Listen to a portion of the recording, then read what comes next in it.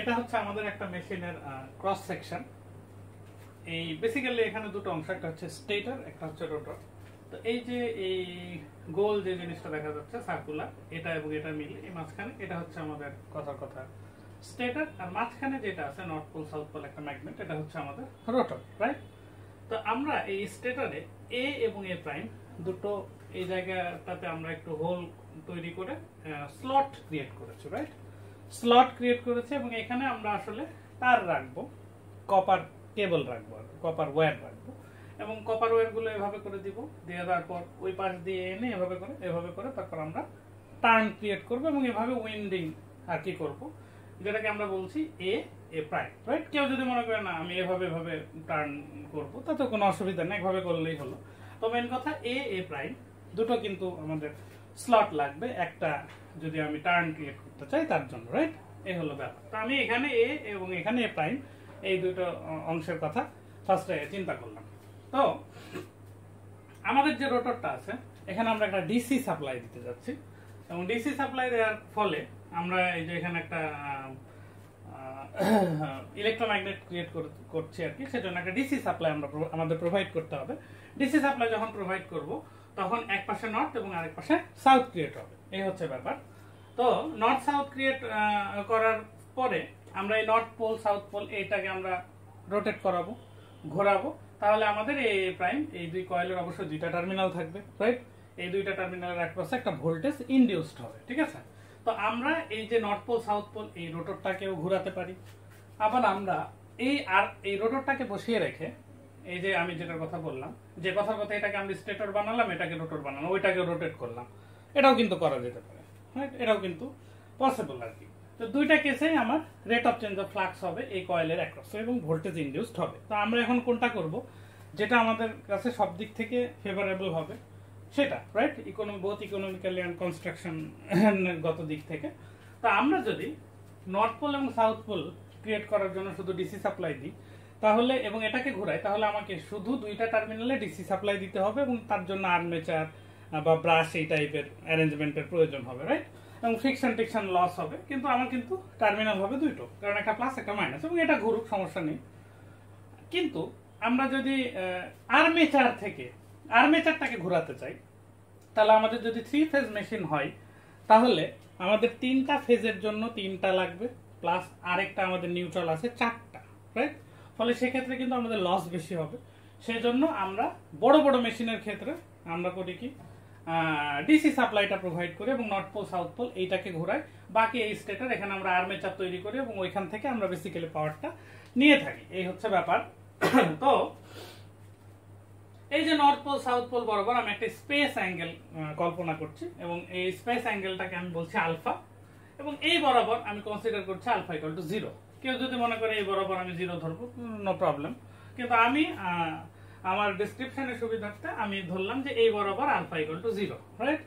তাহলে আমার এই যে এখানে এ প্রাইম উইন্ডিংটা আছে বা টার্ন আছে বা কয়েল আছে, যেটাই বলি না কেন, এর মধ্য দিয়ে ম্যাক্সিমাম ফ্লাক্স কখন পাস হবে, যখন নর্থ পোলটা এই জায়গায় সাউথ পোলটা এই জায়গায় থাকবে, ঠিক এভাবে, তখন, রাইট? আর যখন এটা ঘুরতে ঘুরতে ঠিক এরকম ভাবে চলে আসবে, নর্থ পোলটা এখানে সাউথ পোলটা এখানে, অথবা সাউথ পোল এখানে নর্থ পোল এখানে, যেটাই বলি না কেন, তখন কিন্তু কোনো ফ্লাক্সই এই ক্রস সেকশনের মধ্যে, এই যে এই এরিয়ার মধ্যে দিয়ে কিন্তু কোনো ফ্লাক্সই আর পাস হবে না, এই হচ্ছে ব্যাপার, রাইট? বা মিনিমাম ফ্লাক্স পাস হবে, এটা আমরা বলতে পারি, রাইট? তা আমরা যেহেতু স্পেস অ্যাঙ্গেল এ বরাবর আমি ধরেছি 0, তাহলে আমরা বলতে পারি যে যখন 0 হবে তখন এর অ্যাক্রসে এর মধ্য দিয়ে এই উইন্ডিং এর মধ্য দিয়ে ম্যাক্সিমাম ফ্লাক্স পাস করবে, এবং যখন এটা আমি মনে করছি যে এটাকে আমি এই বরাবর রোটেট করাচ্ছি ওমেগা অ্যাঙ্গুলার স্পিডে, ওমেগা, রাইট? এই স্পিডে একে রোটেট করাতে যাচ্ছি নর্থ পোল সাউথ পোল, এর সাথে আমি কাপলিং করে দিয়েছি টারবাইনকে, তো টারবাইনটা নিয়ে এই বরাবর ঘোরাচ্ছে আর কি ঘড়ির কাঁটার দিকে। তো যখন সে 90 ডিগ্রি এভাবে করে ঘুরে এই বরাবর আসবে তখন কিন্তু ফ্লাক্সটা 0 হবে। তো 0তে ম্যাক্সিমাম, 90তে 0, এটাকে আমরা বলতে পারি কোসাইন ফাংশন, রাইট? ফলে ফ্লাক্স ডিস্ট্রিবিউশন এটাকে যদি আমি কার্ভে আঁকাই, গ্রাফে, তাহলে কিন্তু অনেকটা এরকম কোসাইন হবে, মানে 0 ডিগ্রিতে হবে ম্যাক্সিমাম আর 90 ডিগ্রিতে হবে 0, তারপর এভাবে চলতে থাকবে আর কি। তারপর এক সময় সাউথের দিকে আসবে, তখন আবার উল্টো দিকে ম্যাক্সিমাম হবে, এটা জানার কথা, রাইট? তো তো এখন আমাদের ইনডিউসড ইএমএফটা কি হতে পারে এটা ক্রসে, কারণ আমরা যখন একে ওমেগা অ্যাঙ্গুলার স্পিডে ঘোরাতে থাকবো তখন কিন্তু এই কয়েলের দুই টার্মিনাল একটা ভোল্টেজ ইনডিউসড হবে। সেটা কত? সেটা আমরা জানি কি d dt of phi minus n d dt of phi, যেখানে এনটা হচ্ছে নাম্বার অফ টার্ন, কারণ আমরা জানি এখানে আমরা বেশ কয়েক সংখ্যক টার্ন রাখবো, অবশ্যই সেটা একের বেশি হবে, রাইট? তো সেই সংখ্যাটা হচ্ছে এখন একটাতে induced EMF d dt of phi হলে এনটাতে এন দিয়ে গুণ হবে, সেই জন্য আর কি। এখন ফাই এর ভ্যালু যদি আমি বসাই ফাই এম কস ওমেগা টি, এটা অবশ্যই কস ফাংশন, এটাকে এ বরাবর যখন থাকবে তখন পিকে পৌঁছাবে, এ বরাবর গেলে 0 হবে, রাইট? তো ম্যাক্সিমাম ভ্যালুটাকে ফাই এম আমি বলছি, তো ফাই এম কস আলফা এটা আমরা লিখতে পারি। তো এখন আমি ডি ডিটি অফ ফাই যদি করি তাহলে ফাই এম এটা যেহেতু কনস্ট্যান্ট টার্ম সামনে চলে আসবে, আর কস এর ডিফারেন্সিয়েশন হচ্ছে মাইনাস সাইন, ফলে এই মাইনাস চলে যায় এই যে এই জিনিসটা ইনটু সাইন আলফা থাকে। তো এই পুরো জিনিসটার গুণফলকে আমি যদি ই এম লিখি তাহলে হয় হচ্ছে ই এম সাইন আলফা, তার মানে ইনডিউসড ইএমএফটা হবে হচ্ছে E M sine alpha. I mean এটাকে যদি আমি গ্রাফে আঁকাই তাহলে দেখেন যেহেতু সাইন আমরা জানি শুরুতে 0 থাকে আর 90 তে হয় ম্যাক্সিমাম, তার মানে এরকম হবে আর কি, এটা একটা সাইন ফাংশন হবে, এটা কোসাইন এটা সাইন, রাইট? তো এখন আমি এখান থেকে কি বুঝতে পারি? এখান থেকে আমি বলতে পারি যে দেখেন আমার যে ফ্লাক্সটা ফাই এটা যখন পিকে পৌঁছায় তার 90 ডিগ্রি পরে পিকে পৌঁছায় হচ্ছে আমার ইনডিউসড ইএমএফ, ঠিক আছে? আমি আবার বলছি যে আমার যখন ফাই যেটা ফ্লাক্সটা পিক ভ্যালুতে থাকে তার 90 ডিগ্রি পরে পিকে পৌঁছায় হচ্ছে আমার ইনডিউসড ইএমএফ এর যে ম্যাগনিটিউড, সেটা যে ওয়েভ শেপটা আছে সেটা, রাইট? তো আমি যদি এই যে এখানকার পিক ভ্যালুটাকে আমরা ফেজরে মানে এটাকে ফেজর ডায়াগ্রাম রিপ্রেজেন্ট করতে চাই, তাহলে পিক ভ্যালুর সমান একটা আমরা তীর এঁকে থাকি বা অ্যারো এঁকে থাকি আর কি, আর এটার ম্যাগনিটিউড এরও পিক ভ্যালু সমান এর একটা ফেজর নিয়ে থাকি আমরা, রাইট? এখন ফেজর ডায়াগ্রাম যদি আঁকাই তাহলে যেই মুহূর্তে আমার ফ্লাক্স ফাইটা এই বরাবর থাকবে সেই মুহূর্তে আমার ইনডিউসড ইএমএফটা থাকবে এই বরাবর, রাইট? যাতে ওয়াই অ্যাক্সিসের উপর আমার প্রজেকশনটা এর ম্যাক্সিমাম হচ্ছে, তাহলে মানে পিকে একদম ওয়াই অ্যাক্সিসে এর পিক ভ্যালু সমান হয়ে যাচ্ছে, ফলে এটা পিকে পৌঁছাচ্ছে, আর এটার ভ্যালু হচ্ছে কি ওয়াই অ্যাক্সিসের উপর প্রজেকশন 0 হচ্ছে, রাইট? বা আমরা বলতে পারি এর 90 ডিগ্রি পরে আছে হচ্ছে ইনডিউসড ইএমএফ, রাইট? এ 90 ডিগ্রি লিডিং এ থাকবে, এ 90 ডিগ্রি ল্যাগিং এ থাকবে, এই হচ্ছে ঘটনা। তো এখন তার মানে এখান থেকে আমরা আরেকটা জিনিস বুঝতে পারি যে যখন আমার নর্থ পোলটা এই এর কাছে পৌঁছাবে তখন কিন্তু এই যে এ প্রাইম এর অ্যাক্রসের ইনডিউসড ইএমএফটা পিকে পৌঁছাবে, রাইট? তার মানে এন পোল যখন এর কাছে থাকবে এ প্রাইম এটা পিক ভ্যালু হবে, রাইট? এটা বোঝা যাচ্ছে। তারপর আবার যখন সাউথ আসবে তখন আরেকটা পিক আসবে, সেটা হবে নেগেটিভ পিক, এই হলো কথা। তো এখন আমরা এ প্রাইমের কাছ থেকে এরকম ভোল্টেজ পাবো যদি আমরা এটাকে ওমেগা অ্যাঙ্গুলার স্পিডে ঘোরাতে থাকি, রাইট? তো আমি করলাম কি এই এ থেকে 180 ডিগ্রি স্পেস অ্যাঙ্গেল পরে এইখানে আমি আরেকটা স্লট ক্রিয়েট করলাম এভাবে করে, এইখানে এবং এইখানে, রাইট? এখানে আরেকটা স্লট ক্রিয়েট করলাম এবং এটাকে আমি বললাম যে বি এবং এটাকে আমি বললাম বি বি প্রাইম, রাইট? তাহলে বি বি প্রাইম এবং এখানে আমি উইন্ডিং করলাম, টার্ন দিলাম, কয়েল তৈরি করে উইন্ডিং করলাম, তাহলে এই বি বি প্রাইমের অ্যাক্রসেও আমার ভোল্টেজ ইনডিউসড হবে ঠিক এ প্রাইমের মতোই। তাহলে এই বি বি প্রাইমে তার পিকে কখন পৌঁছাবে? যখন এই নর্থ পোলটা এর কাছে আসবে, ঠিক একই রকম কনসেপ্ট, রাইট? এবং এখন এই নর্থ পোলটা এর কখন কাছে আসবে? যখন এর কাছে আসে তার 120 ডিগ্রি পরে আসবে, কারণ একে আমি আমার আর্মেচার স্টেটরে জায়গায় দিয়েছি এর 120 ডিগ্রি অ্যাঙ্গেল পরে জায়গা দিয়েছি, ফলে কিন্তু এটা 120 ডিগ্রি পরে এ যখন পিকে পৌঁছাবে তার 120 ডিগ্রি পরে এ পিকে পৌঁছাবে, মানে এ 120 ডিগ্রি ল্যাগিং হবে, এই হচ্ছে ঘটনা। ঠিক একই রকম ভাবে আমি যদি বি থেকে আরো 120 ডিগ্রি অ্যাঙ্গেল পরে আরেকটা স্লট ক্রিয়েট করি এইখানে এবং এইখানে, এবং এটাকে আমি বলছি সি এবং সি প্রাইম, তাহলে কিন্তু কি আবার একই রকম ভাবে আরো একটা আমি ইনডিউসড ইএমএফ এর ওয়েভ শেপ পাবো, এবং সেটা কখন পিকে পৌঁছাবে? সি সি প্রাইম যখন বি পিকে পৌঁছে তার 120 ডিগ্রি পরে, রাইট? এইভাবে করে বেসিক্যালি আমরা 3 ফেজ সিনক্রোনাস জেনারেটরটা আমরা আর কি বানিয়ে থাকি আর কি। তো আমাদের এই উইন্ডিং গুলো A prime B B prime C C prime একজন আরেকজন থেকে 120 ডিগ্রি পর পর থাকে, ফলে আমার ওয়েভ শেপ গুলো এরকম তিন রকম হয় আর কি। তো ওটাতে আমি আর কি যাচ্ছি না, কথার কথা আমি এটা বোঝানোর জন্য আর কি বললাম। তা এখন আমার যে এই যে নর্থ পোল সাউথ পোল আছে, এই নর্থ পোল সাউথ পোল এটা এখানে কিন্তু এই মেশিনে দুটো পোল, রাইট, দুটো পোল, এর কিন্তু চারটা পোলও হতে পারতো। আমরা এখান থেকে এতটুকু বুঝি এ প্রাইম পি কে কখন পৌঁছাবে, যখন নর্থ পোল এ এর কাছে আসবে, রাইট। এখন এই নর্থ পোল যখন এর কাছে আসবে, একবার পিক হলো, তার 180 ডিগ্রি পরে আবার এর কাছে আসবে, রাইট, ঠিক কিনা? তার মানে একে মেকানিক্যালি 180 ডিগ্রি ঘুরতে হবে, এবং সেই সময় সে ইলেকট্রিক্যালও 180 ডিগ্রি ঘুরে যাবে। কারণ আমরা জানি যে এখান থেকে এই পর্যন্ত, এখান থেকে এই অ্যাঙ্গেলটা কত কত 180, তারপর এখান থেকে এতটুকু হচ্ছে আমার 180, আই মিন এটা হচ্ছে আমার 360 ডিগ্রি, এই তো, রাইট। তো এখন আমার কথা হচ্ছে যে তাহলে আমরা এখান থেকে দেখতে পাই যে ইলেকট্রিক্যাল অ্যাঙ্গেল এবং মেকানিক্যাল অ্যাঙ্গেল, মেকানিক্যাল অ্যাঙ্গেলটা কি, এই যে মেকানিক্যাল বডিটা যেটাকে আমি ঘোরাচ্ছি সেটাকে আমার কত ডিগ্রি ঘোরাতে হচ্ছে, আর তার জন্য আমার ইনডিউসড ইএমএফ যেটা পাচ্ছি সেটা কত ডিগ্রি অ্যাঙ্গেল আমার অতিক্রম করছে, সেটা আমাকে একটু মিলিয়ে দেখতে হবে। তো আবার যদি এটা দুই পোল না হয়ে চার পোল হইতো, তাহলে আমি কি বলেছি, এইখানে নর্থ পোল যখন পৌঁছায় পিকে পৌঁছায়, এই নর্থ পোলটা যখন পিকে পৌঁছায়, এবং একবার নর্থ পোল পিকে পৌঁছানোর পরে তাকে কিন্তু ঘুরতে হয় কত, এইভাবে করে এখানে কত 180, তারপর আবার এভাবে করে 180, রাইট, এভাবে করে ঘুরতে হবে। কিন্তু আমার যদি এটা চার পোলের মেশিন হইতো তাহলে কিন্তু আমার জিনিসটা এরকম হইতো না। চার পোলের মেশিন হইলে আমার কিন্তু তখন জিনিসটা হতো অনেকটা এরকম। আমি যদি এটাকে মোটামুটি আঁকাতে চাই,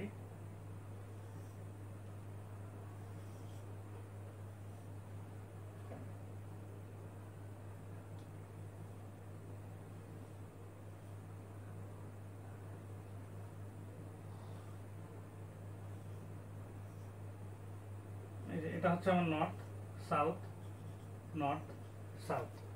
আমাকে কিন্তু চার পোলের টার্নটা এমন ভাবে দিতে হবে যাতে একটা নর্থ, তারপর সাউথ, তারপর নর্থ, তারপর সাউথ হয়। এখানে নর্থ হলে কিন্তু দুটো মিলে একটা রেজাল্টেন্ট হবে, তাহলে কিন্তু চার পোলের মেশিন হবে না, রাইট। তা আমার যদি কথার কথা এখানে যদি একটা স্লট থাকে এখানে আর এইখানে, তাহলে এবার কিন্তু ইলেকট্রিক্যাল অ্যাঙ্গেল আর মেকানিক্যাল অ্যাঙ্গেল এক হবে না।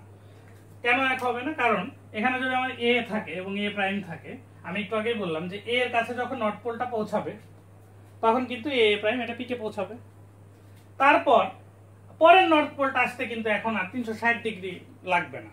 এবার কিন্তু পরের নর্থ পোল আসতে কত লাগবে দেখেন, এটা যখন আসবে এইখানে তখন এই নর্থটা নিচে থাকবে, তারপর কিন্তু 180 পরেই কিন্তু পরের নর্থ পোলটা এর কাছে চলে আসবে, রাইট। তা এখন ফলে এই ক্ষেত্রে আমার মেকানিক্যাল বডিটাকে কিন্তু আর 360 ডিগ্রি ঘোরার প্রয়োজন হচ্ছে না, যেটা দুই পোলের বেলায় 360 ডিগ্রি ঘোরার প্রয়োজন হয়েছিল।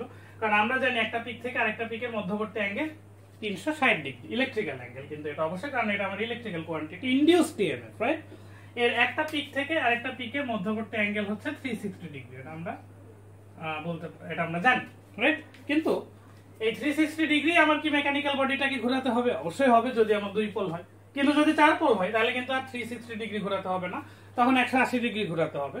এই জন্য ইলেকট্রিক্যাল অ্যাঙ্গেল এবং মেকানিক্যাল অ্যাঙ্গেলের একটা রিলেশন আছে, সেটা হচ্ছে এরকম, থিটা ইলেকট্রিক্যাল সমান p/2 ইন্টু থিটা মেকানিক্যাল, এটা হচ্ছে অ্যাঙ্গেল, রাইট। যদি পোল হয় দুইটা তাহলে দুই কাটা যে ইলেকট্রিক্যাল অ্যাঙ্গেল আর মেকানিক্যাল অ্যাঙ্গেল সেম থাকছে, কিন্তু যদি পোল হয় চারটা তাহলে কিন্তু মেকানিক্যাল অ্যাঙ্গেলের দ্বিগুণ হয়ে যাচ্ছে electrical angle, right. I mean mechanical angle কম, ইলেকট্রিক্যাল অ্যাঙ্গেল কিন্তু সেক্ষেত্রে বেশি হয়ে যাচ্ছে। দ্যাটস ওয়াই আমরা এটা 180 ঘোরালেই এই ইনডিউসড ইএমএফ এর এটা কিন্তু 360 হয়ে যাচ্ছে। এই হচ্ছে ব্যাপার, কনসেপ্টটা এখানে ইলেকট্রিক্যাল অ্যাঙ্গেল এবং মেকানিক্যাল অ্যাঙ্গেলের মধ্যকার সম্পর্কে, এটা আমাদের 2 ছিল, তো আমি সংক্ষেপে বললাম আর কি। তো যেটা বলছিলাম, আমাদের যখন ফ্লাক্সটা যেখানে থাকবে, যে কোনো মুহূর্তে ফ্লাক্সের ফেজারটা যেখানে থাকবে, ইনডিউসড ইএমএফ তার 90 ডিগ্রি পরে থাকবে, এই বরাবর থাকবে, রাইট। এখন আমি যখন এটাতে লোড দিব এ প্রাইমে, তো আমাদের লোড যে কোনো রকম হতে পারে, পিওরলি রেজিস্টিভ হতে পারে, পিওরলি ইন্ডাকটিভ, ক্যাপাসিটিভ, এরকম হতে পারে, রাইট। এখন কথার কথা আমার ইন্ডাকটিভ লোড হলো, পিওরলি না, ইন্ডাকটিভ হলো। তো আমরা জানি ইন্ডাকটিভ লোড হলে কি হয়, ভোল্টেজটা লিডিং এ থাকে, কারেন্ট একটু পরে আসে, ল্যাগিং এ থাকে। ফলে আমরা যদি এটাকে আঁকাই, এটা একটু ল্যাগিং হয়ে পড়ে যাবে, এই বরাবর থাকবে, রাইট। এই অ্যাঙ্গেলটাকে আমরা বলি পাওয়ার ফ্যাক্টর অ্যাঙ্গেল থিটা, এই অ্যাঙ্গেলে এটা হচ্ছে আমার কারেন্ট, এটাকে আমি কারেন্ট বলছি, রাইট? কারেন্টটা পিছনে থাকবে যদি আমার ইন্ডাকটিভ লোড হয়, রাইট? ফলে এই কারেন্ট কিন্তু, এই কারেন্টের কারণে কি আমার এই যে আর্মেচার, এটাকে আমরা মানে উইন্ডিং করেছি যে স্টেটরে, এই আর্মেচারটাতে কিন্তু সেখানে কিন্তু একটা ম্যাগনেট অবশ্যই পরিণত হবে, যেহেতু তার মধ্যে দিয়ে কারেন্ট ফ্লো হচ্ছে। এই কারেন্টের কারণে একটা কি ফ্লাক্স ক্রিয়েট হবে অবশ্যই। সেই ফ্লাক্সের দুইটা কারেন্ট আর ফ্লাক্স কিন্তু ইন ফেজে থাকে, রাইট? এটা কিন্তু এমনি বোঝা যায়, কারেন্ট বেশি হলে ফ্লাক্স বেশি হবে, কারেন্ট কম হলে ফ্লাক্স কম হবে, রাইট? এটা কিন্তু আমরা জানি কারেন্ট এবং ফ্লাক্স এই দুটো ইন ফেজে থাকে। ফলে এর যে ফ্লাক্স হবে সেটা এ বরাবরই হবে, ফ্লাক্সের ফেজেরটা। তাহলে এর কারেন্টের কিন্তু দুটো উপাংশ আমরা ভাগ করতে পারি, একটা হচ্ছে এই যে এই বরাবর, এটাকে আমরা বলি হচ্ছে আই কস থিটা, আর আরেকটা উপাংশকে আমরা ভাগ করতে পারি এই যে এই বরাবর, এটা হচ্ছে আমার কি আই সাইন থিটা, রাইট? তাহলে আই কস থিটার কারণে একটা ফ্লাক্স ক্রিয়েট হবে, আই সাইন থিটার কারণে একটা ফ্লাক্স ক্রিয়েট হবে।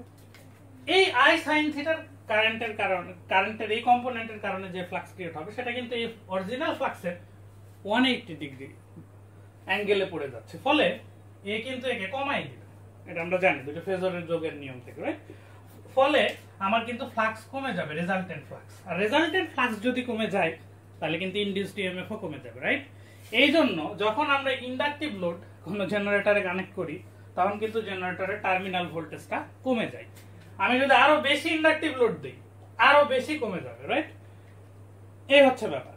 আর যদি আমি ক্যাপাসিটিভ লোড দিই তাহলে সেক্ষেত্রে কি হবে? আমরা জানি ক্যাপাসিটরের কারেন্ট লিডিং হয়, সেক্ষেত্রে আমার কারেন্টের ফেজরটা হবে এই বরাবর, এবং এটারও দুটো উপাংশ থাকবে, একটা এ বরাবর এবং একটা এ বরাবর। এ বরাবর অবশ্যই আই কস থিটা, এবার কিন্তু আই সাইন থিটাটা হয়ে যাবে কি এই ফ্লাক্সের দিকে, এবং এটার সাথে এটা যোগ হয়ে যাবে। ফলে ক্যাপাসিটিভ লোড লাগাইলে আমার কিন্তু জেনারেটরের টার্মিনাল ভোল্টেজটা বেড়ে যায়, রাইট? আর যদি রেজিস্টিভ লোড কানেক্ট করি তাহলে কিছুই হবে না, নর্মাল থাকবে আর কি, মানে ভোল্টেজের উপরে কোনো এফেক্ট পড়বে না, এই হচ্ছে ব্যাপার, কারণ সেক্ষেত্রে ভোল্টেজ কারেন্ট ইন ফেজে থাকবে। তো এই যে কারেন্টের এই কম্পোনেন্ট আই সাইন থিটা, এটাকে বলে ডিম্যাগনেটাইজিং কম্পোনেন্ট। কেন? এটা আমার জেনারেটরটাকে ডিম্যাগনেটাইজ করে দিচ্ছে। আর এই যে আই কস থিটাটা কিছুই করতেছে না, এটাকে আমরা বলি ক্রস ম্যাগনেটাইজিং কম্পোনেন্ট। আর ক্যাপাসিটিভ লোড দিলে আই সাইন থিটাটা হবে ম্যাগনেটাইজিং, আর এটা ক্রস ম্যাগনেটাইজিং এ রয়ে যাবে, এই হলো ব্যাপার। তো এই জন্য জেনারেটরের অ্যাক্রসে খালি ইন্ডাকটিভ লোড লাগাইতে থাকলেই কিন্তু হবে না, টার্মিনাল ভোল্টেজ কিন্তু কমে যাবে। টার্মিনাল ভোল্টেজ কমে গেলে অনেক সমস্যা হবে, রাইট? আমরা জানি মোটরের ভোল্টেজ যদি আমরা কম দিই, মোটর রিয়েল ওয়ার্ক করে, ফলে মোটরের টার্মিনাল ভোল্টেজ যদি কমে যায় সে কিন্তু কারেন্ট বেশি টেনে নেবে, কারণ তার তো রিয়েল ওয়ার্কটা সেম রাখতে হবে, রাইট? ফলে যেই সেই মানের মোটর আমি যদি সবসময় কানেক্ট করতেই থাকি, টার্মিনাল ভোল্টেজ ফল করে, মোটরে কারেন্ট বেড়ে যায়, তাহলে কিন্তু মোটরের উইন্ডিংটা নষ্ট হয়ে মোটর পুড়ে যাবে। ছোটবেলায় অনেকে দেখেছেন যে চাষির মোটর পুড়ে গেছে, হ্যাঁ, এই জন্য চাষিদেরকে মোটর চালাতে বলা হয়তো ভোর রাতে, যে 4টার সময় মোটর চালাবেন, রাত 11টার পরে চালান, হ্যাঁ, সকাল 7টা বিদ্যুতের চাহিদা যখন কম থাকে তখন চালান। এটার কারণ কি? এই যে আমি যেটা বললাম এটাই। তো বেসিক্যালি এটাই ছিল আমাদের, এটাকে বলে আর্মেচার রিয়াকশন, রাইট? এই আর্মেচার রিয়াকশনের কারণ হচ্ছে কি, আমি যদি ইন্ডাকটিভ লোড কানেক্ট করি তাহলে ক্রস ডিম্যাগনেটাইজিং কম্পোনেন্টটা আমার কিন্তু জেনারেটরটাকে ডিম্যাগনেটাইজ করে দেবে, এই হচ্ছে ব্যাপার। এবং এটাকেই আসলে আর্মেচার রিয়াকশনের জন্য এই জিনিসটা হয়ে থাকে, রাইট? এখন আমরা এক্সপেরিমেন্ট কত জানো করেছিলাম? 4। ওটাতে আইএসসি করেছিলাম। আইএসসি করার সময় কি করতাম? শর্ট সার্কিট করে দিতাম জেনারেটরের, right? ISC short circuit current বের করব। এখন করার সময় আমরা আসলে কি করতাম? এ প্রাইম কয়েলটা পুরোটাই কিন্তু একটা, মানে ওটা রেজিস্ট্যান্স খুবই কম থাকে, সো ওটা পিওরলি ইন্ডাকটিভ লোডের কাছাকাছি একদম, রাইট? পিওরলি ইন্ডাকটিভ এর মতো, পুরো পিওরলি ইন্ডাকটিভ না, কিছু না কিছু তো রেজিস্ট্যান্স থাকে। তো ওইটাকে যখন আমি শর্ট করে দেব তখন কি হবে? তখন কিন্তু একদম আমার কারেন্টটা কিন্তু এই বরাবর চলে আসবে, একদম 90 কাছাকাছি। ফলে ওইটা কিন্তু খুব ভালো মতো ডিম্যাগনেটাইজ করে দেবে, রাইট? ফলে আমার কিন্তু কারেন্টটা এটা কিন্তু কখনোই কিসে পৌঁছাতে পারবে না, আমার হচ্ছে ওটা কিন্তু স্যাচুরেশনে পৌঁছাবে না, রাইট? যেখানে ভিওসি কার্ভটা কিন্তু আমার স্যাচুরেশনে পৌঁছে গিয়েছিল, কিন্তু আইএসসি কার্ভটা কিন্তু আমার স্যাচুরেটেড হয় না, এই আর্মেচার রিঅ্যাকশনের জন্য স্যাচুরেটেড হয় না।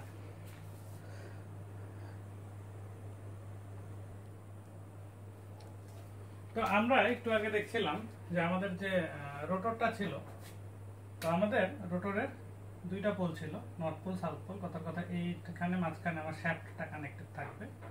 এখন আমাদের যে রোটর পোল, এই রোটরের নর্থ পোল এবং সাউথ পোল বরাবর যদি আমি একটা অ্যাক্সিস আঁকাই বা একটা অ্যাক্সিস কল্পনা করি, এই অ্যাক্সিসটাকে বলা হয় হচ্ছে ডিরেক্ট অ্যাক্সিস, রাইট? তো তাহলে আমাদের যদি দুই পোলের মেশিন হয় তাহলে ডিরেক্ট অ্যাক্সিস হবে একটা, এবং এটাকে ডি অ্যাক্সিস আমরা বলে থাকি, D axis, AXIS, right? D axis. আর যদি চার পোলের মেশিন হয় তার কিন্তু ডিরেক্ট অ্যাক্সিস হবে দুইটা, রাইট? মোট কথায় আমাদের যে রোটরের পোলগুলো আছে, এই পোল বরাবর যে অ্যাক্সিস সেটাকে বলে ডিরেক্ট অ্যাক্সিস। আর কোয়াড্রেচার অ্যাক্সিসটা কি? ডিরেক্ট অ্যাক্সিস থেকে 90 ডিগ্রি ইলেকট্রিক্যাল অ্যাঙ্গেল পরে যে অ্যাক্সিস পাওয়া যায় সেটাকে বলা হচ্ছে কোয়াড্রেচার অ্যাক্সিস, রাইট? ফলে এর থেকে 90 ডিগ্রি ইলেকট্রিক্যাল পরে অ্যাঙ্গেলটা হবে হচ্ছে এটা, এবং এটাকে বলা হবে হচ্ছে কোয়াড্রেচার অ্যাক্সিস, রাইট? এখন কোয়াড্রেচার অ্যাক্সিস ইলেকট্রিক্যাল অ্যাঙ্গেল কি এটা আমি বলেছি, তারপর আরেকবার বলি যে আমাদের এ প্রাইম ছিল স্লট।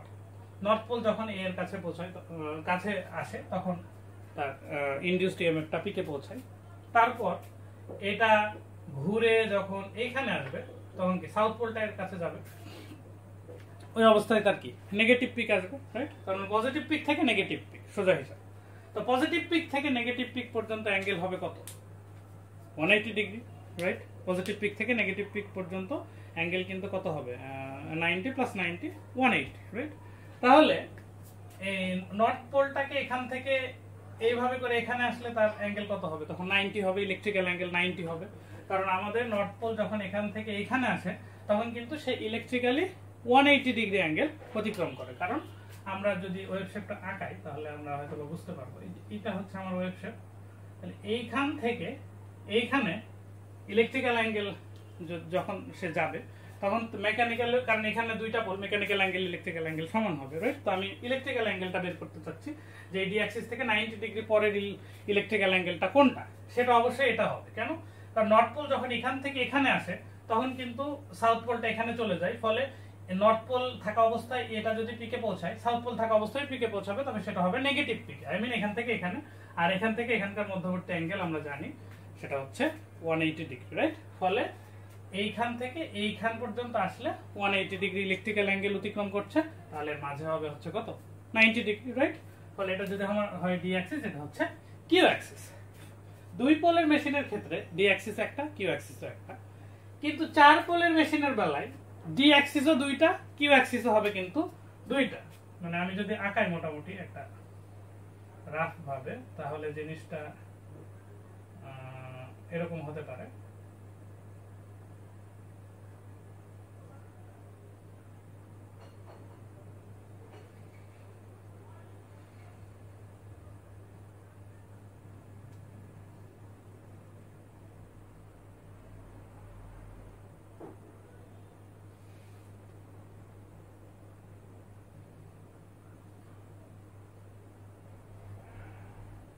এটাকে আমি যদি বলি নর্থ সাউথ,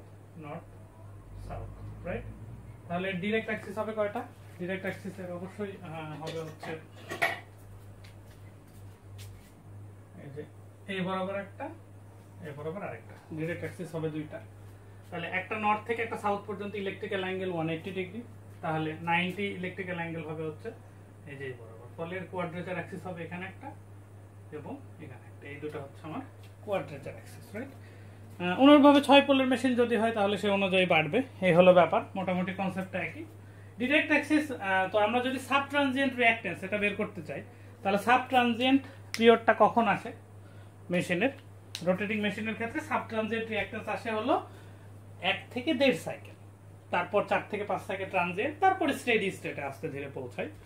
তো আমরা যদি একটা জেনারেটরকে স্টার্ট দিই, প্রাইম মুভার দিয়ে ঘোরানো শুরু করি, কথা ইন্ডাকশন মোটর দিয়ে, তাহলে শুরুর 1 থেকে 1.5 সাইকেল আইডেন্টিফাই করা কিন্তু খুবই ডিফিকাল্ট, রাইট? সেজন্য আমরা যখন সাব ট্রানজিয়েন্ট রিঅ্যাকট্যান্স বের করব তখন অবশ্যই ওইটাকে হাত দিয়ে ঘোরাবো, যাতে শুরুর 1 থেকে 1.5 সাইকেলের মধ্যে এটা আসলে আমরা পাই, আর সাব ট্রানজিয়েন্ট পিরিয়ডটাকে আমরা ক্যাচ করতে পারি, রাইট? প্রাইম মুভার যদি আমার হয় induction motor, 3 phase induction motor বা এই টাইপের, তখন স্পিড অনেক বেশি হবে, সেক্ষেত্রে শুরুর 1 থেকে 1.5 সাইকেল কিছুই বোঝা যাবে না, রাইট? তো আমরা সাব ট্রানজিয়েন্ট রিঅ্যাকট্যান্স বের করার সময় আমরা জেনারেটরের আর্মেচারে একটা র্যান্ডম সাপ্লাই দিব, দেওয়ার পরে আমাদের তখন এক্সাইটেশন আমরা যে এই যে north pole south pole create করার সময় কি এখানে একটা ডিসি সাপ্লাই দিয়ে আমরা এভাবে করে, রাইট? ডিসি সাপ্লাই দিই। এই ডিসি সাপ্লাই দেওয়াটাকে বলে এক্সাইটেশন দেয়া, রাইট? এই যে ডিসি সাপ্লাই, ডিসি কারেন্ট আমরা এখানে ডিসি সাপ্লাই দিই, এই ডিসি সাপ্লাইটা এটাকে আমরা ওপেন রাখলেও হবে, এটাকে আমরা যদি নরমাল শর্ট করে রাখি তাতেও কোনো অসুবিধা নেই। আমরা একটা র্যান্ডম সাপ্লাই দিব আর্মেচারে, তারপর ওটাকে হাত দিয়ে ঘোরাবো, রাইট? হাত দিয়ে ঘোরালে আমাদের যে র্যান্ডম ভোল্টেজ সাপ্লাই দিলে একটা কারেন্ট ফ্লো হবে, ওই কারেন্টটা আমরা অ্যামিটারে দেখবো। এবং অ্যামিটারে দেখার সময় আমরা যখন হাত দিয়ে ঘোরাবো তখন কিন্তু দেখবো যে অ্যামিটারে কাটাতে এরকম নাড়ানাড়ি করছে, এরকম নড়াচড়া করছে, রাইট? এই নড়াচড়া থেকে আমরা ম্যাক্সিমামটা ভ্যালুটা কত, মিনিমামটা কত সেটা নিব, রাইট? যখন আমার direct Axis sub transient reactance হবে তখন আর্মেচার যে ইএমএফ সেটা হচ্ছে আমার হচ্ছে ফিল্ড ইএমএফ এর ডি অ্যাক্সিস বরাবর থাকবে, তখন কিন্তু আর্মেচার রিঅ্যাকশন বেশি হওয়ার কারণে আমার কিন্তু তখন কারেন্টটা হবে হচ্ছে মিনিমাম। কিন্তু যখন কোয়াড্রেচার অ্যাক্সিসে চলে যাবে তখন এই দুটোর মাঝখানে থাকবে বা এই বরাবর, তখন কিন্তু আমার কিন্তু আর্মেচার রিঅ্যাকশনটা কম হবে, ফলে ওই অবস্থায় কিন্তু আমার কারেন্টটা ম্যাক্সিমাম হবে, রাইট? ফলে এই দুই জায়গা থেকে আমি ম্যাক্সিমাম আর মিনিমাম কারেন্টটা পেয়ে যাব। আর যে ইনডিউসড ইএমএফটা সাপ্লাই দিয়েছি সেটাকে ভাগ দিলে আমরা ডিরেক্ট অ্যাক্সিস সাবট্রানজিয়েন্ট রিঅ্যাকট্যান্স এবং কোয়াড্রেচার অ্যাক্সিস সাবট্রানজিয়েন্ট রিঅ্যাকট্যান্সটা পেয়ে যাব। এই হচ্ছে ব্যাপার। Thank you very much.